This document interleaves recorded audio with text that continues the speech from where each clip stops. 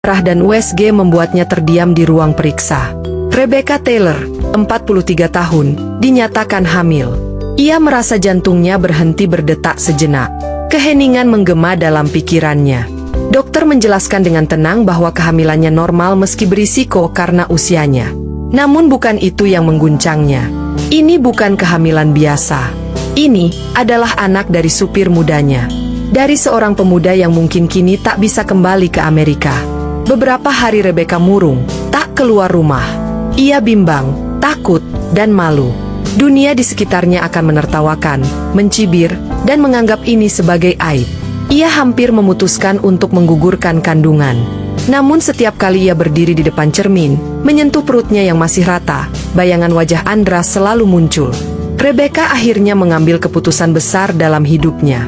Ia mengambil cuti dari pekerjaannya, menjual beberapa aset, dan memesan tiket ke Indonesia, ke negara yang belum pernah ia injak.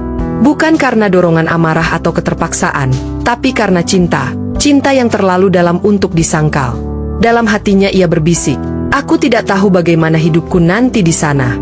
Tapi aku tahu, aku ingin anak ini tumbuh dengan cinta. Dan aku ingin dia mengenal ayahnya, pemuda bernama Andra." Rumah Andra sederhana. Berdinding tembok setengah bata, beratap genteng tua yang sebagian menghitam oleh lumut. Di depannya ada kursi panjang kayu dan satu pohon mangga besar yang menaungi halaman. Rebecca melangkah pelan ke dalam, menatap sekeliling dengan penuh rasa campur aduk, antara syok, kagum, dan haru. Aroma tanah, masakan dapur kayu, dan suara ayam kampung terdengar asing, tapi justru terasa lebih hangat dari rumah mewahnya di Seattle. Andra mempersilakan Rebecca duduk di ruang tamu kecil dengan kursi rotan. Ibunya yang sedang berbaring di kamar, keluar pelan dibantu kakak perempuan Andra. Begitu melihat Rebecca, ia tertegun. Wajahnya bingung, lalu menoleh pada Andra. "Ini bule yang kamu ceritakan dulu?" tanyanya pelan. Andra mengangguk sambil menunduk.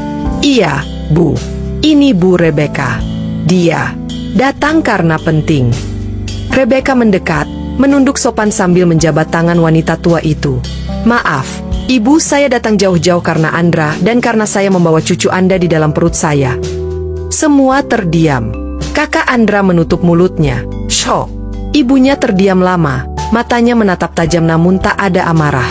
Justru ketenangan mendalam yang keluar dari bibirnya. "Kalau kamu mencintai anakku, aku terima. Tapi jangan sakiti dia. Dunia ini keras untuk perbedaan seperti kalian."